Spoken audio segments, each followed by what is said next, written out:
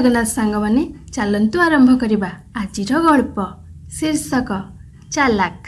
घंच जंगल रे विराट बरगछटिए थाए। सेथिरे सबु प्रकार पशु पक्षी बसवास करुथांती। बुढ़ा कुआटी को सबु मानुथांती कारण से समस्तଙ୍କ ठारु बयस रे बड़। समस्त पशु पक्षी कुआ ठारु परामर्श नियंती। कपत दंपति का छुआ फुटिबार थाए। सबु खुशी रे थांती। छुआ दुईटी फुटी गले। कपत पक्षींकर खुशी कहिले न सरे। बापा कपत प्रथमे कुआ को जाई मिठेई देई आसिला। तापरे गच्छ सारा मिठेई बांटिला। एमिति किछि दिन सुरुखुर रे चलिला। पिला दुईटी बड़ हेबाको लागिले। किछि दिन परे माँ कपतटी अनुभव कला सान छुआटी टिके बोका अछि। बड़टा पूरा द्रुत मन मारी बसी थाए। बापा कपत बसा को आसिला परे सबु जणाइला। कपत दंपति कुआ पाखकु गले। कुआ को सबु कहिले। सबु सुनिला परे बुढ़ा कुआ आरंभ कला। सृष्टि रे भगवान समस्तंकु सबु देई न थांती। हेले जे अधिक चालाक ताको बहुत कठिन काम देई थांती। आउ जे बोका ताको सहज काम देई थांती। जहार मन जेमितिका ताहार प्रभु सेमितिका। हौ छाड़ कहानीटिए कहूची शुण। अनेक दिन तलर कथा।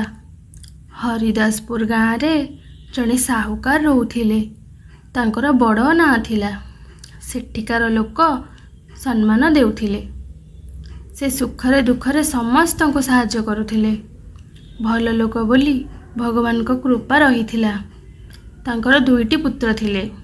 बड़टी शांत सरल। सानटी भीषण चालाक आउ लोभी। परंकु हैरान करिबारे ओस्ताद से।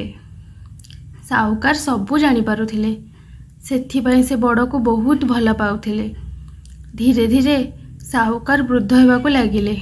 सान पुओ चालाक करी सबु संपत्ति निज नाम रे करिनेला।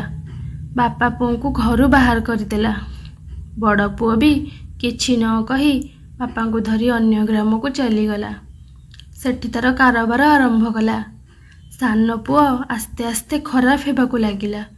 निशाशक्त अवस्था ताठू भी तार संपत्ति चलीगला। बड़र भल व्यवहार जोगु से भल व्यवसाय कला। से सेठाकार साहुकार रे गणागला। तार घर धन धान्य रे पूरी गला।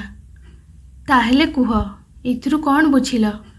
तुमे जेते भी चालाक हुओ तुमको जी गढ़ीची से आहुरी चालाक। सांग माने मो गप आपन को केमिति लागिला कमेंट माध्यम रे निश्चय जणाइबे। जदि एहिपरि मजादार स्टोरी सुनिबा को चाहुचंदी तेबे मो चैनल को सब्सक्राइब करिबा को जमा भी भूलिबेनी। रहिली नमस्कार।